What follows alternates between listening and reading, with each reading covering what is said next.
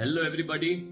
In the current affairs this week, the week ended 15th of June 2025.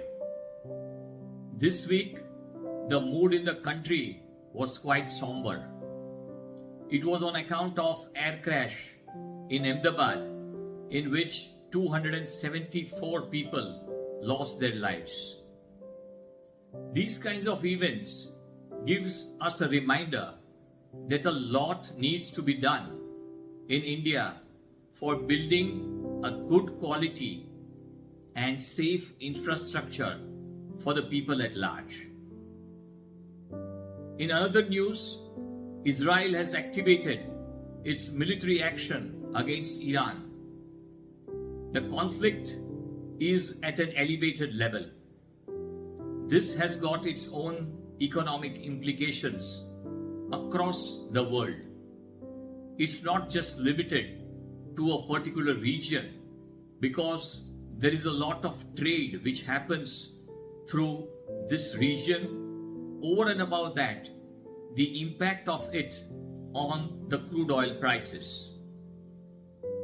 These events have impacted the stock markets across the world and also in India.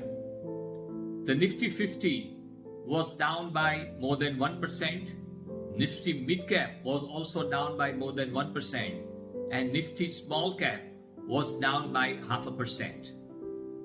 FIIs were just modest sellers this week, but DIIs were buyers to the extent of more than 18,000 crores.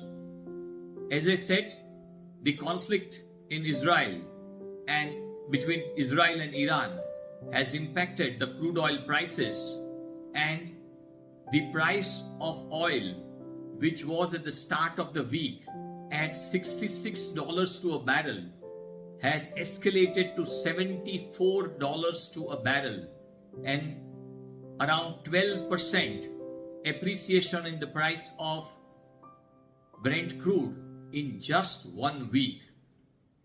Gold has appreciated by around 2%, and silver is up by around 1%.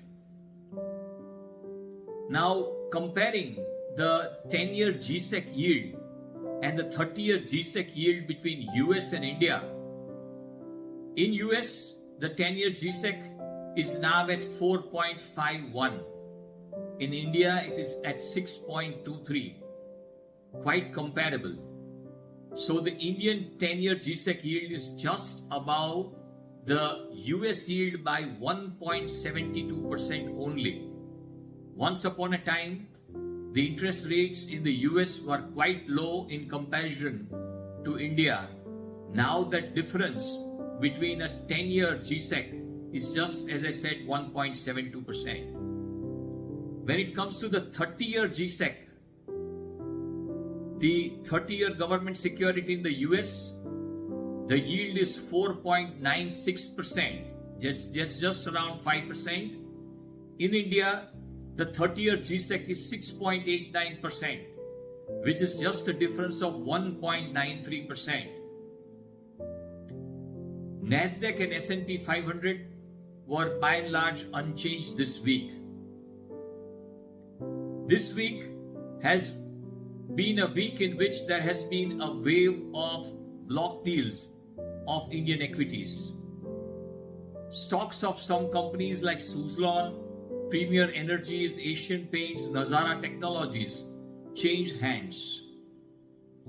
Some view it as an indication of high valuations in some stocks, sectors, or market in general.